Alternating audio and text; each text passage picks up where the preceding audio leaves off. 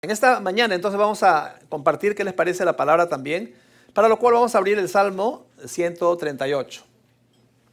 ¿Ok? El Salmo 138, por favor, para compartir la palabra.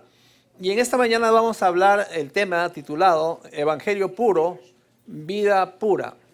Y en esta primera semana vamos a hablar sobre las palabras y la importancia, pero quería comentar un principio importante, porque acá en la iglesia estamos empeñados en compartir el evangelio puro, el evangelio sin ningún cambio y sin diluirlo, sino totalmente concentrado y puro de la palabra de Dios.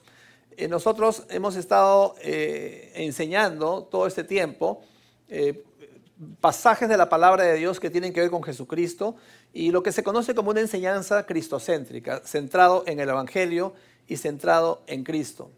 Acá en esta iglesia nosotros enseñamos de que el Señor nos escogió antes de la fundación del mundo. ¿Cuántos creen que Dios nos ha escogido? Amén. No es que tú lo has escogido, Dios nos escogió a nosotros antes de la fundación del mundo. Y cuando Él nos ha escogido desde la eternidad, también Él ha establecido un plan para nosotros, sus hijos. Y acá enseñamos que Dios tiene un plan para cada uno de nosotros, los hijos de Dios. Nosotros hemos sido creados para cumplir los propósitos eternos de Dios. Mira, en el Salmo 138, en el versículo 8 dice la palabra, Jehová cumplirá su propósito, ¿en dónde dice? En mí. ¿Cuál propósito se va a cumplir, dice ahí? ¿Dice tu propósito o su propósito? Jehová cumplirá su propósito en mí. Hay veces nosotros estamos ahí luchando, estamos pensando. O sea, en otras palabras, ahora que yo me encontré con Él, ahora que yo lo conozco, hay algo más. O sea, desde el día que tú has conocido al Señor Jesucristo como tu Salvador, como el quien te ha perdonado los pecados, y hasta el día que Dios te lleve 10 años más, 1 año más, 50 años más, 20 años más, hasta el día en que Dios te diga partes de esta vida y ven a mi presencia, hasta ese día hay un propósito que Dios, como creador del universo, ha trazado en el cielo. Y ese propósito es el que tenemos nosotros como hijos de Dios que buscarlo. A diferencia de mi plan es algo que yo he planeado, mi plan es algo que yo me esfuerzo en lograrlo, mi plan es algo que yo me afano, mi plan yo medito en él, pero ese plan no existe en el cielo. El plan que existe en el cielo es el propósito eterno de Dios, su plan. Ese es el que Dios ha predeterminado, ha diseñado desde antes de la fundación del mundo. ¿Por qué? Porque mi plan, a diferencia del plan de Dios, mi plan está basado en mis propios motivos, en mis propios deseos, en lo que a mí me conviene, en mis propias necesidades, pero ese no es el plan que Dios ha creado para tu vida.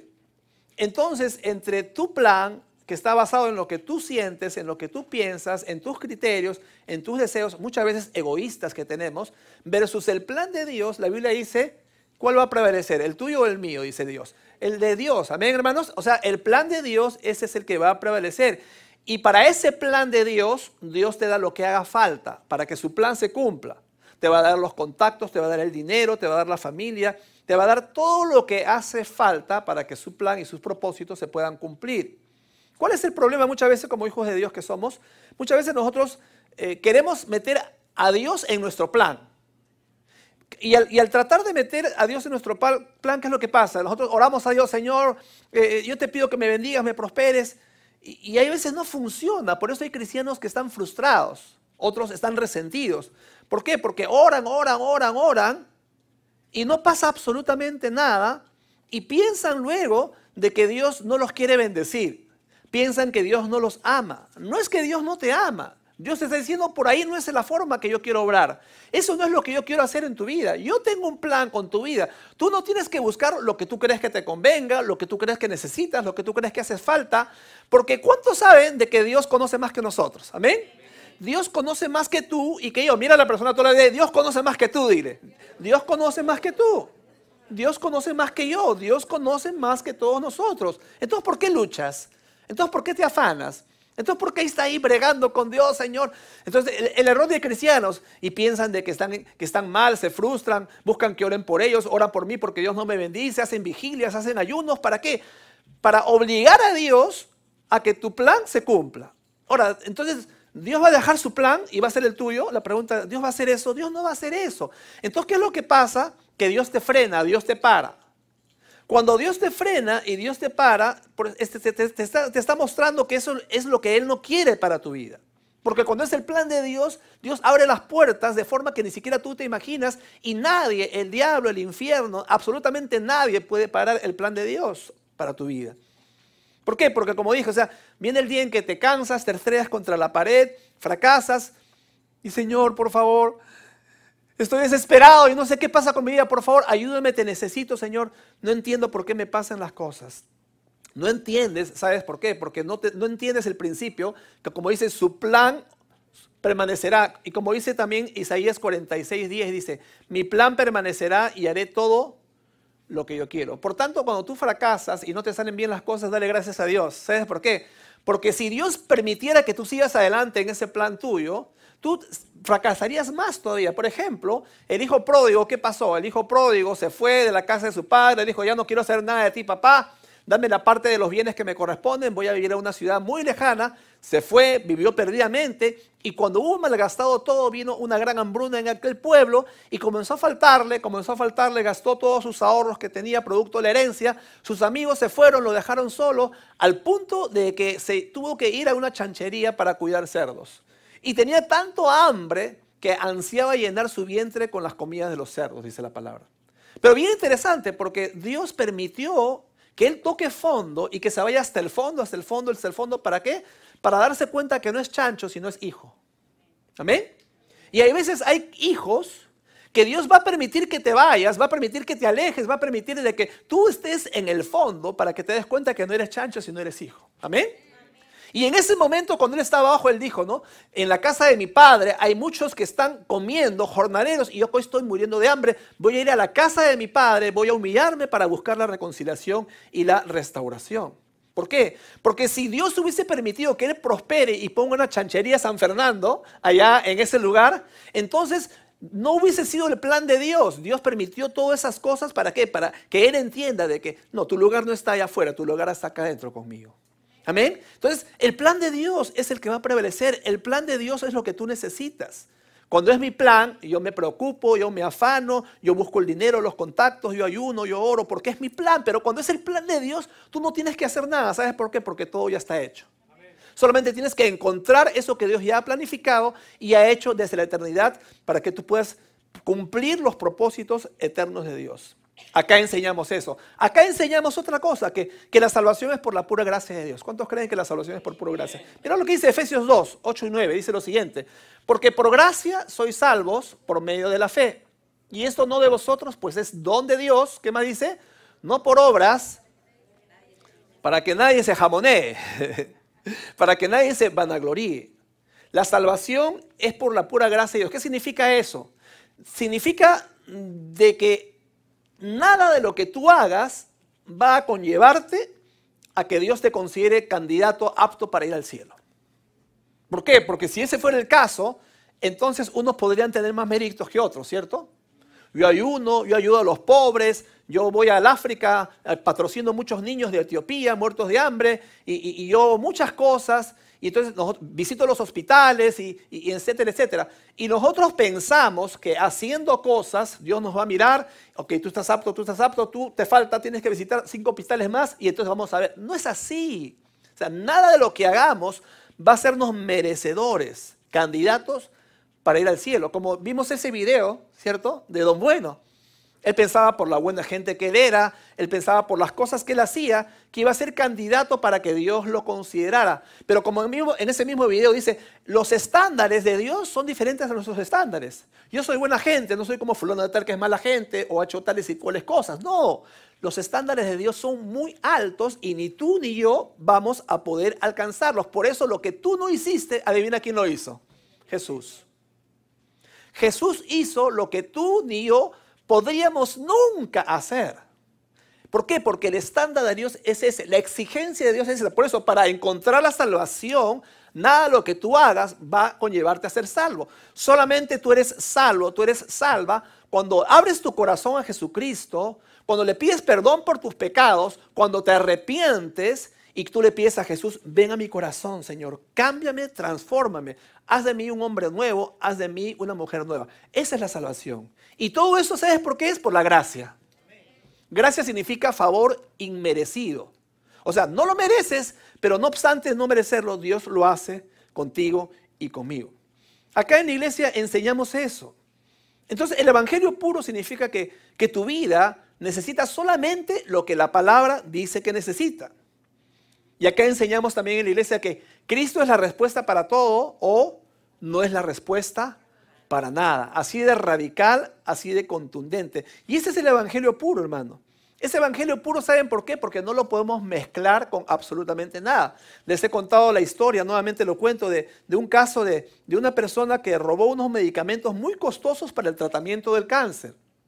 Muy costosos, desaparecieron de un hospital conocido. Y luego, este hombre, al robar estas unidades de medicamentos, comenzó a lucrar, ¿saben cómo? Diluyendo el contenido, o sea, compró, mejor dicho, robó alrededor de 6, 7, no recuerdo cuántas unidades de este medicamento muy costoso, y luego sacó como 10 más o 15 más, diluyendo ese medicamento.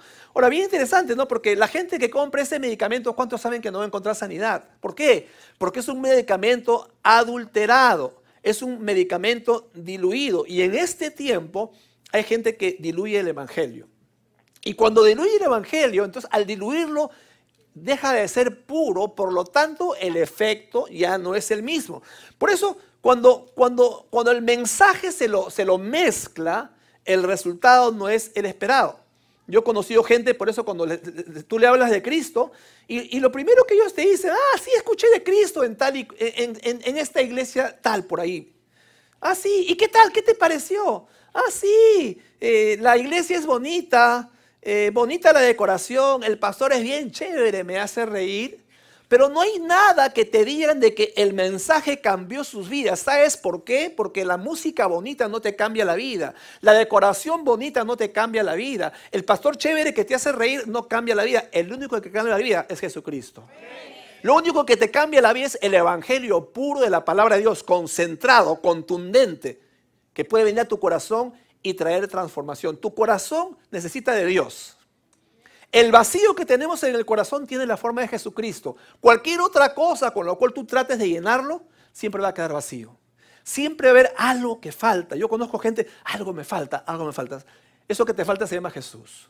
Cuando le abres tu corazón a Jesús, tu vida es completa, está totalmente realizada. Entonces, ¿cuál es el error? El error ocurre cuando se trata de impactar a una audiencia por medio de los sentidos, por medio de lo que ven, por medio de lo que escuchan, por medio de lo que tocan. Hermanos, eso es solamente emocionalismo. El objetivo del evangelio puro no es impactar tus sentidos, sino tu espíritu. Y lo único que impacta el espíritu y lo transforma, como dije, es el evangelio, la palabra de Dios. Ahí la vida empieza a cambiar recién. Y en esta mañana vamos a compartir unos versículos acerca de la importancia de la palabra de Dios y de nuestras palabras también en esto del evangelio puro. La importancia que tiene la palabra de Dios y la importancia también que tienen nuestras palabras y cómo eso nos puede identificar en nuestro cristianismo. Cuando Jesús fue entregado, dice la palabra que Pedro lo seguía de lejos y de pronto a Jesús lo estaban azotando, lo estaban enjuiciando, y Pedro estaba por acá con un grupo de personas y le dijeron, yo te conozco, entonces estaba con él. Él lo negó una vez, lo negó 2 veces, y en el capítulo 26 de Mateo, en el versículo 73, dice lo siguiente: un poco después, acercándose los que por ahí estaban, dijeron a Pedro, verdaderamente también tú eres de ellos, porque aún tu manera de hablar te descubre. Interesante, dice, tu manera de hablar te descubre.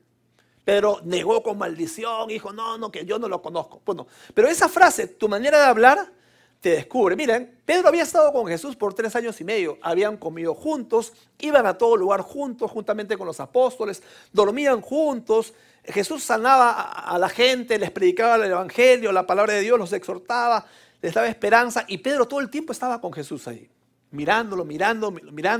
Por tanto, se le había pegado la manera de ser de Jesús, hasta la forma de hablar. Aparte también que el acento galileo era muy característico en aquel entonces, por lo tanto la mujer cuando lo vio y le dijo, tú eres uno de ellos porque tu dejo, tu manera de hablar te está delatando.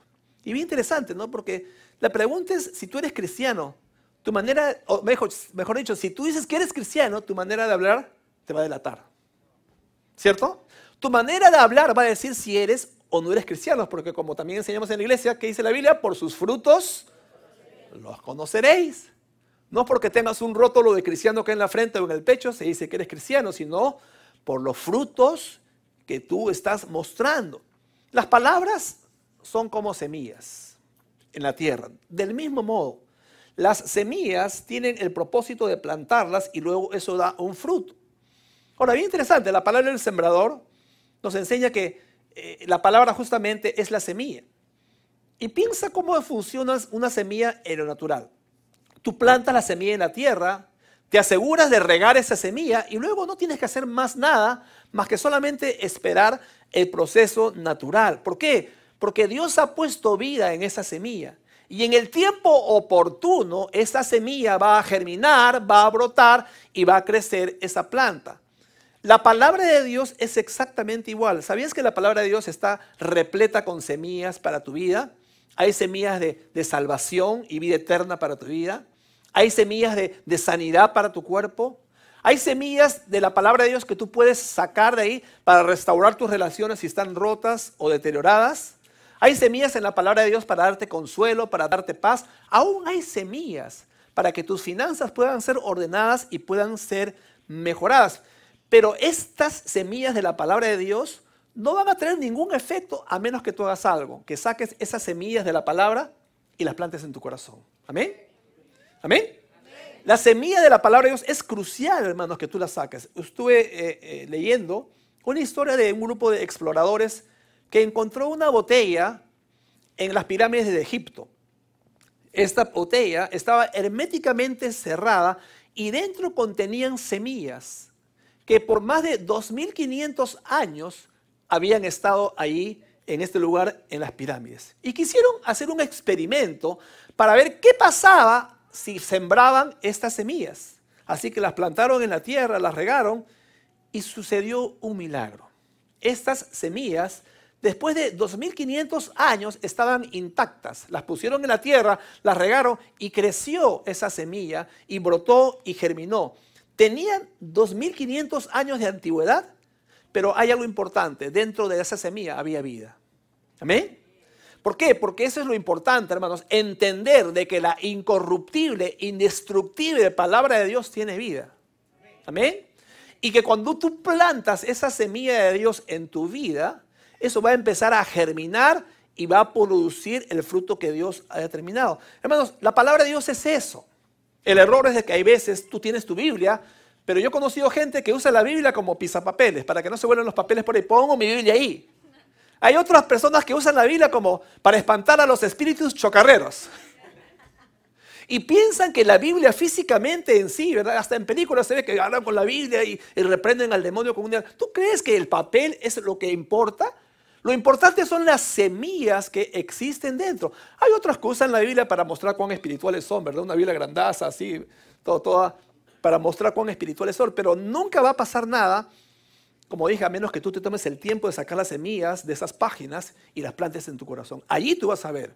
Por eso es importante, hermanos, que tú te tomes un tiempo de leer la Biblia, de orar o de meditar.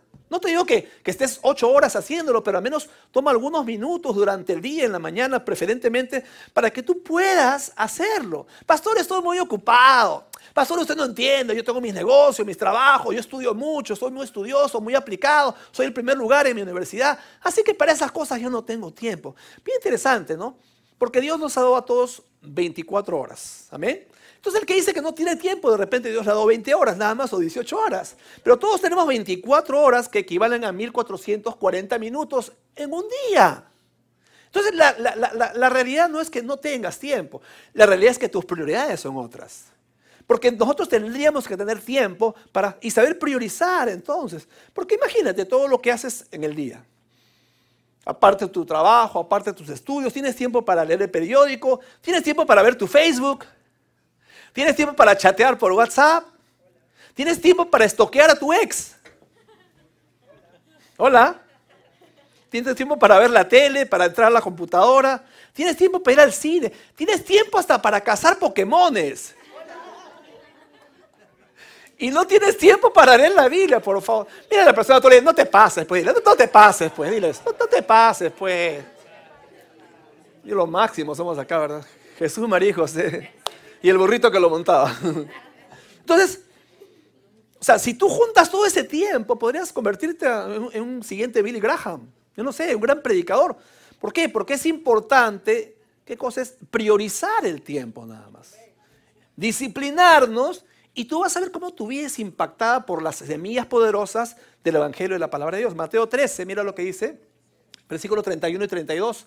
Otra parábola le refirió diciendo, el reino de los cielos es semejante al grano de mostaza que un hombre tomó y sembró en su campo, el cual a la verdad es la más pequeña de todas las semillas, pero cuando ha crecido es la mayor de las hortalizas y se hace árbol de tal manera que vienen las aves del cielo y hacen nido en sus ramas. O sea, en otras palabras, hermanos, es una semilla tan pequeña como la semilla de mostaza. Dice, es la más pequeña de todas las semillas. No importa el tamaño de la semilla, lo que importa es lo que Dios ha establecido en esa semilla. Amén. Lo que importa es lo que Dios ha puesto dentro de esa semilla. No importa lo que tenga en su entorno. Lo que importa es lo que Dios desde la eternidad determinó que iba a pasar con esa pequeñita semilla de mostaza. Y bien interesante, ¿no? Porque imagínate en lo natural. En lo natural, esa pequeña semilla sembrada en la tierra, comparado con la tierra, es cientos, si no miles de veces más pequeña, más insignificante. Imagínate una conversación entre la tierra con la semilla, y ahí está la tierra y dice, pequeña semilla, te tengo bajo mío, nunca vas a salir adelante, nunca vas a poder crecer, tú eres una cosa insignificante comparada conmigo, te tengo bajo mi dominio, nunca dejaré que brotes, más vale que te rindas, pues no tienes posibilidad alguna conmigo encima tuyo. Y la semillita ahí la mira, la tierra, y dice, mira señora tierra, yo no tengo lo que tú tienes, pero lo que yo tengo es lo que Dios ha determinado que yo soy. La obra milagrosa de Dios está dentro de mí. Así que no importa lo que tú digas, yo voy a salir y yo voy a brotar. Y la tierra se pone furiosa. ¿Cómo te atreves a discutirme, tú, pedazo de adefesio? Tú eres totalmente insignificante conmigo. ¿No te das cuenta que soy cientos de veces más grande que tú? ¿Cómo te atreves a pensar que vas a poder contra mí? La pequeña semilla, no le pasa nada. Voy a salir y vamos a ver. El tiempo dirá, yo tengo la vida de Dios en mí. Y en un momento de esos, en el momento que menos se imagina, esa pequeña semilla que es cientos, si no miles de veces más insignificante y pequeña que toda la tierra que tiene a su alrededor, empieza a moverse, a moverse, a moverse y empieza a brotar. Y rompe lo que humanamente tú dirías, eso no se puede lograr. ¿Por qué? Porque lo que Dios ha dicho que iba a ocurrir, va a ocurrir. Lo que Dios determinó que esa semilla haga, va a ocurrir. Y la semilla dice, fuera de mi camino, tierra cochina. Yo tengo que salir porque tengo la vida de Dios dentro de mí. O sea, cuando Dios ha establecido que así sea, por más que haya mucha tierra encima de aquella semilla, esa semilla va a cumplir el propósito de Dios. ¿Amén? O sea, en otras palabras, la semilla no responde a la cantidad de tierra que tiene encima, sino responde a lo que Dios dijo de ella. Y en esta mañana también, del mismo modo, hay gente que se siente de repente aplastada, con mucha tierra de problemas, con mucha tierra encima de adversidades, dificultades y situaciones en la vida. Y como esa pequeña semilla parece que no va a salir adelante. Porque hay muchas cosas que te están aplastando. Pero si tú te paras firme y tú crees de que Dios, que ha determinado todas las cosas y que sabe absolutamente todas las cosas, si tú confías en lo que Él ha dicho, que Él es soberano, que te conoce y que va a hacer lo mejor para ti, en el momento que tú menos te imaginas, así va a pasar. Tú vas a ver cómo la palabra de Dios se va a cumplir en tu vida. Tú vas a ver cómo esa pequeña, por más pequeña semilla que sea, va a brotar y va a cumplir el propósito de Dios. Mira lo que dice Isaías 55:10, dice la palabra, versículos 10 y 11. Porque como desciende de los cielos la lluvia y la nieve, y no vuelve allá, sino que riega la tierra y la hace germinar y producir, y da semilla al que siembra y pan al que come, así será mi palabra que sale de mi boca. ¿Qué más dice? No volverá a mí vacía, sino que hará lo que yo quiero y será prosperada en aquello para lo cual yo la envíe. O sea, la palabra de Dios tiene un propósito y ese propósito es el que se va a cumplir. ¿Amén? Entonces sí, es importante que entendamos esto porque a veces nosotros, como esa pequeña semilla, tenemos tanta adversidad, tanta tierra encima y pensamos, acá ya fui, de esta ya no me salvo, pero eso no es lo importante. Lo importante no es lo que tengas en tu entorno, lo importante es lo que Dios dice al respecto. Amén, hermanos. Mira lo que dice 2 Timoteo 3, versículo 16, dice la palabra, toda la escritura es inspirada por Dios y útil para enseñar, para redarguir, para corregir y para instruir en justicia. La palabra inspirada significa tiene el aliento de Dios, el aliento divino. O sea, Dios puso su aliento divino en la palabra de Dios, porque toda la escritura es inspirada. Toda la escritura tiene el aliento divino, el aliento de Dios. Las semillas de la palabra de Dios tienen vidas en sí mismas. Entonces, Dios tiene poder, pero también nuestras palabras tienen poder. ¿Estamos de acuerdo? Así como la palabra de Dios tiene poder, tus palabras también tienen poder. Tus palabras tienen poder para construir o destruir. Nuestras palabras tienen el poder para sanar o para herir. Tienen la posibilidad de traer vida o traer muerte, de traer victoria o traer derrota. Son las palabras creadoras de Dios. Dios habló y el mundo existió. Por eso es que es bien importante que nosotros tenemos que escoger las palabras que hablamos con mucho cuidado. En Proverbios 18:20 dice lo siguiente: las palabras sabias satisfacen igual que una buena comida. Las palabras acertadas traen satisfacción. En la Nueva Traducción Viviente dice: la lengua puede traer vida o muerte. Los que hablan mucho cosecharán las consecuencias. ¿Cierto? Entonces, la pregunta en esta mañana es: ¿qué dices de ti mismo? ¿Qué dices acerca de tu familia? ¿Qué clase de palabras tú hablas? Porque sabes que muchas veces nuestro peor enemigo somos nosotros mismos, por las palabras que nosotros constantemente hablamos. Somos el resultado de lo que estamos diciendo todo el tiempo de nosotros. Todos nosotros hemos sido culpables de decir cosas como, por ejemplo, nunca voy a solucionar mi problema, nunca voy a vencer esta adicción, mi esposo nunca va a cambiar, gallina que come huevo aunque le quemen el pico, nunca voy a poder salir adelante, nunca voy a conseguir ese ascenso, mis hijos son peores que las 10 plagas de Egipto juntas, mi hijo es un Chucky. Y hay gente que dice eso. Y si tú ves actitudes en tu hijo que no son correctas, es porque le está diciendo de repente Chucky, ¿cierto? Y a veces uno lo toma con tanta broma, pero son cosas que ocurren en la realidad. Esa clase de palabras negativas van a mantenerte a ti allí y también van a mantener a la familia. Proverbios 6:2 dice: te has enlazado con las palabras de tu boca y has quedado preso con los dichos de tus labios. Por eso en esta mañana vamos a ver algunos versículos, palabras de las cuales tenemos que cuidarnos y palabras que sí debemos usar. ¿Ok? En primer lugar vamos a ver las palabras de las cuales tenemos que cuidarnos. Tipos de palabras de las cuales hay que cuidarnos como cristianos. Palabras de maldición con juramento. Mateo 26:74. Dice: entonces él comenzó a maldecir y a jurar. Está hablando ahí de Pedro. Estaba negando, estaba maldiciendo. Ahí ¡pup! Hasta con lisuras de repente. Yo no lo conozco, no me insistan. ¿Qué quieres más que te diga? Pero tu acento te delato. Y con maldición y con juramento. El cristiano no puede hacer eso. Nosotros no podemos entrar. Hay gente que te jura por Diosito, por mi madrecita. No hagas esas cosas. Tú eres cristiano.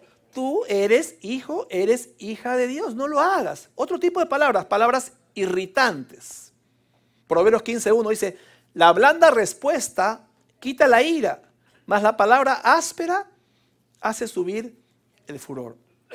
Y hay gente que es muy ahí carbonera, le gusta echar fuego a la leña, ¿no? Y ahí están, ahí tratando de, en vez de aplacar la ira, buscan crear contienda, palabras irritantes. No hay que hacer esas cosas. El cristiano no puede caer en eso. Cuida las palabras de tu boca. Otro tipo de palabras que tenemos que cuidarnos, palabras ligeras. Proverbios 29:20 dice: ¿has visto hombre ligero en sus palabras? Más esperanza hay del necio que de él. O sea, palabras ligeras significa que no pesan sus palabras, que no ven la implicancia de que aquello que digan, lo que va a ocurrir. Hay que tener cuidado, hermanos.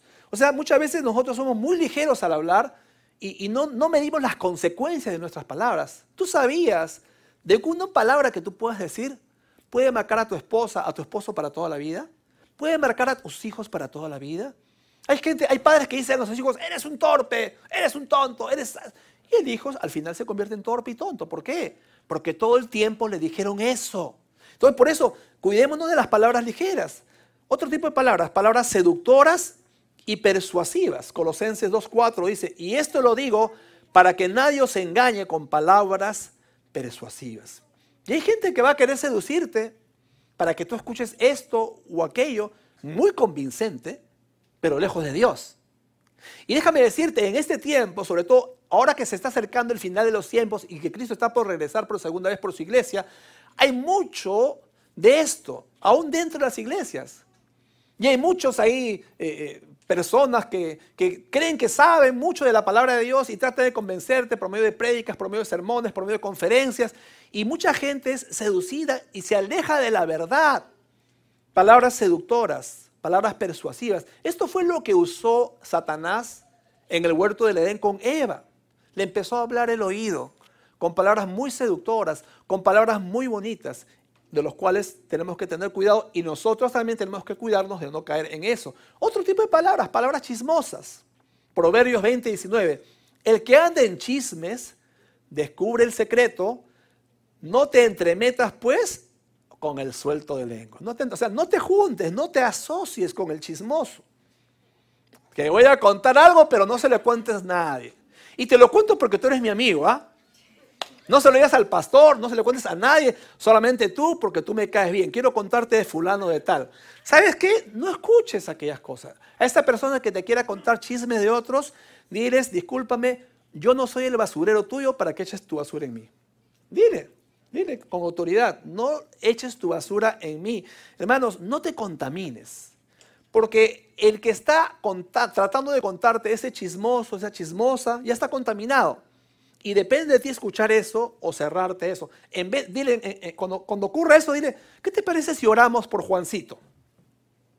Vamos a orar por Pepito. Tú estás contando eso. Ok, ¿qué te parece? De repente se va a rehusar orar. Y ahí tú ves si es carnal o es espiritual en lo que quiere hacer. ¿Ok? Porque si solamente quiere hablarte, o sea, córtalo en one. Ahí córtalo inmediatamente. ¿Qué te parece si oramos por esa persona? ¿Ok? Y empiezan a orar, empiezan a interesarse. Porque si tú te unes a eso, la palabra dice, no te entremetas, no te juntes con ese suelto de lengua. Y el problema es de que dentro de la iglesia también hay gente que le gusta el chisme, lo cual hay que tener cuidado. Otro tipo de palabras, palabras calumniadoras. Dice el Salmo 101, versículo 5, al que solapadamente infama a su prójimo, yo lo destruiré, no sufriré al de ojos altaneros y de corazón vanidoso. O sea, en otras palabras, gente que habla de los demás, que los calumnia, que los difama. Hay que tener mucho cuidado, hermanos, porque Dios dice, yo no sufriré, o sea, no los tolero, no los soporto, no los aguanto a este tipo de personas que tienen este corazón. O sea, no es importante solamente creer en Jesús, decir que yo tengo un rótulo de cristiano, ¿verdad? Y vengo a la iglesia y canto bonito y hago tal cosa. Esto no es lo importante. Lo importante es tu forma de ser, lo importante es tu forma de hablar, lo importante es tu forma de pensar. ¿Por qué? Porque mi vida cristiana tiene que evidenciar que soy un hijo de Dios. ¿Amén? Por último, vamos a ver qué tipo de palabras sí podemos usar los cristianos. ¿Ok? Número 1, palabras irreprochables.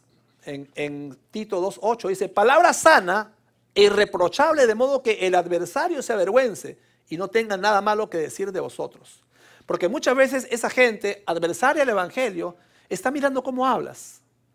E inmediatamente empieza a reprocharte.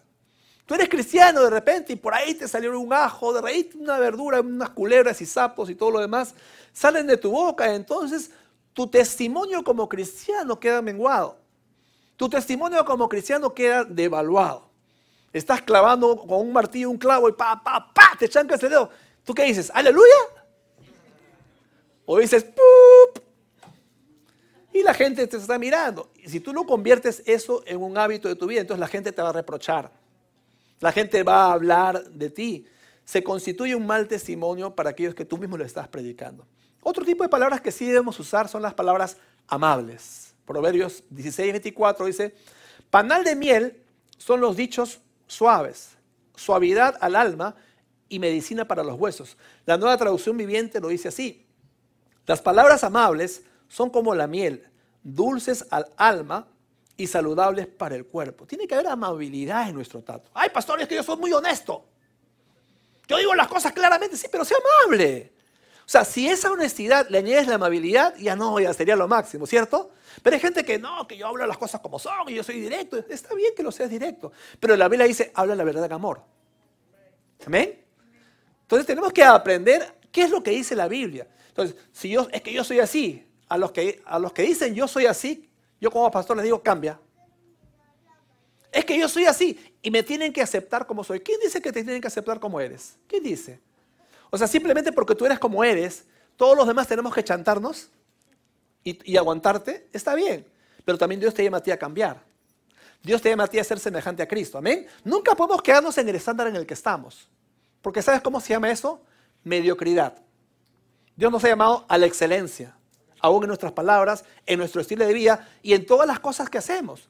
Pero si yo digo, yo soy así, no te metas conmigo. O sea, tú estás hablando de que quieres esa mediocridad para tu vida. Estás llevando a tu vida a esa mediocridad. Si no tienes hijos, cuando tengas hijos vas a llevar la mediocridad a tu vida y a tu familia.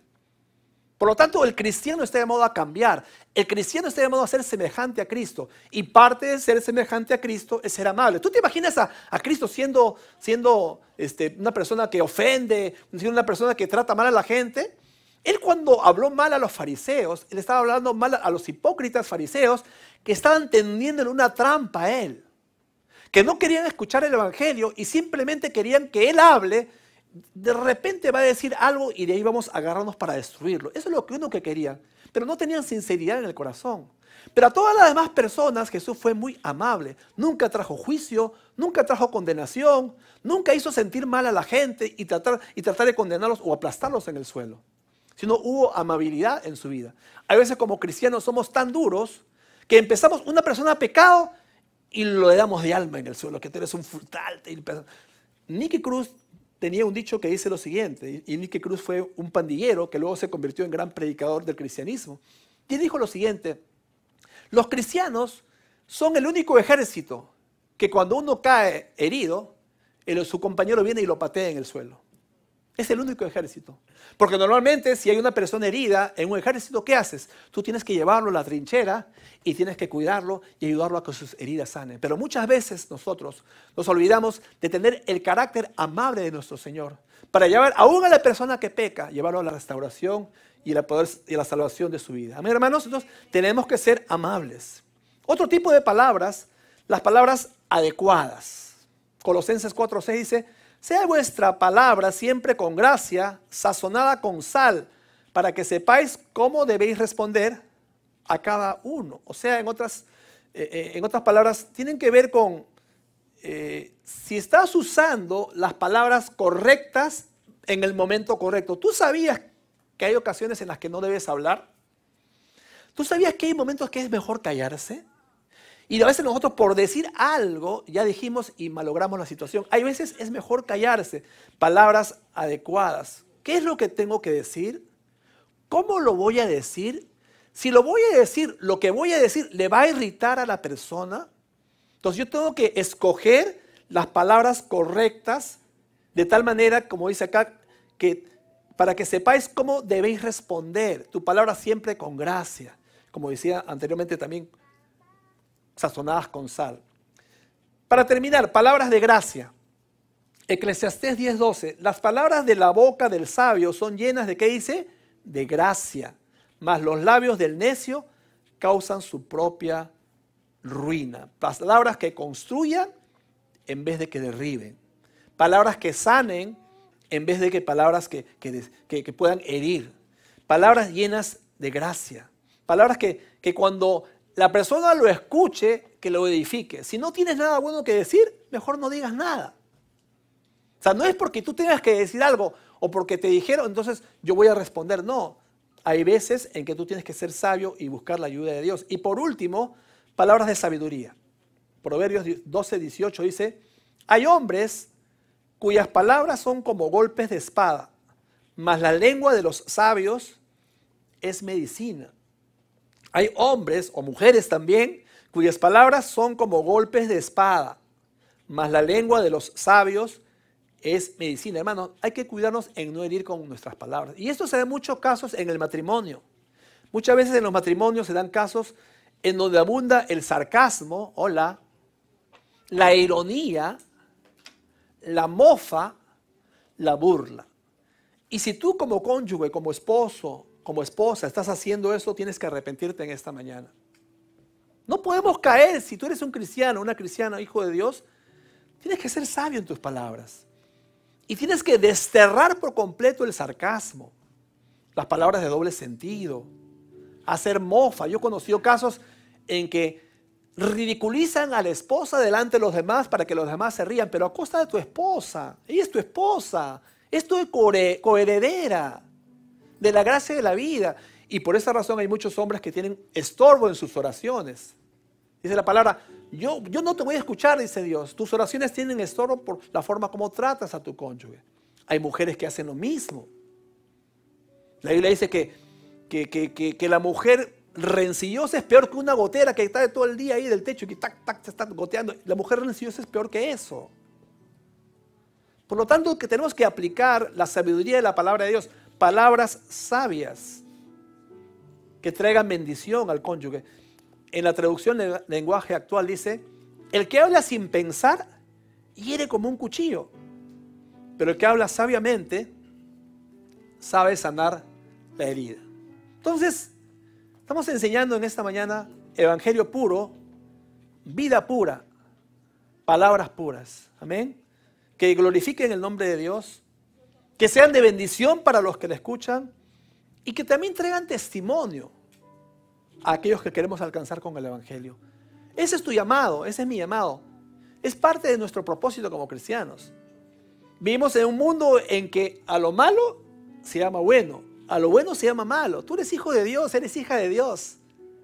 Y estamos llamados a vivir un alto estándar en nuestra moral, en nuestra ética, en los principios que la Biblia dice. Tú no puedes dejar de lado y negociar la fe por aquello que los demás hacen. Es que los demás lo hacen, no me importa si los demás lo hagan. Pero todo el mundo lo hace, ¿por qué no ven? Yo no soy todo el mundo, yo soy un cristiano, yo soy un hijo de Dios. Dios me ha escogido a mí. Yo no sé si a ti te ha escogido, pero a mí sí me ha escogido. Y si Dios me ha escogido a mí, Dios me ha llamado para vivir un alto estándar en integridad, en moral, en ética, en principios, en valores, que yo los tengo arraigados en mi corazón y son valores no negociables. El cristianismo está lleno de valores no negociables, en los cuales tú no puedes bajar el estándar. El estándar no es tu vecino, ni siquiera son tus padres, por muy buena gente que hayan sido, ni siquiera tu abuelita que fue una santa de repente. El estándar es Jesucristo. Nunca bajemos la valla, siempre mantengamos en el tope, en lo más alto. Y así nuestra vida dará gloria a Dios. Y seremos de bendición para los que escuchan. Amén, hermanos. ¿Cuántos han recibido la palabra en esta mañana? Amén. Vamos a inclinar nuestro rostro, por favor, y vamos a orar. Señor, te damos gracias en esta mañana, Señor.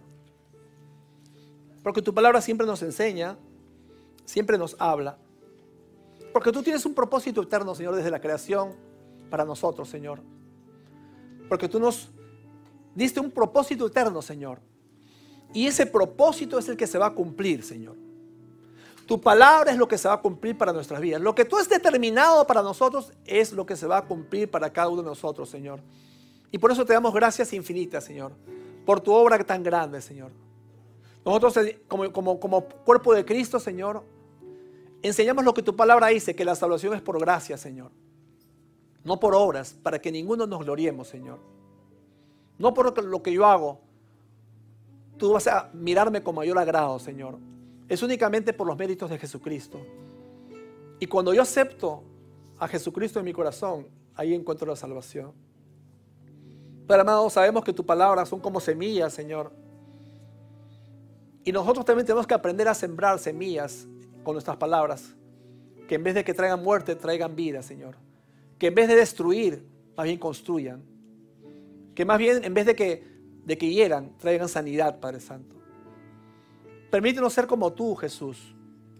Que usemos palabras, Señor, no que irritan, no palabras necias, no palabras de chisme, sino por el contrario, Señor.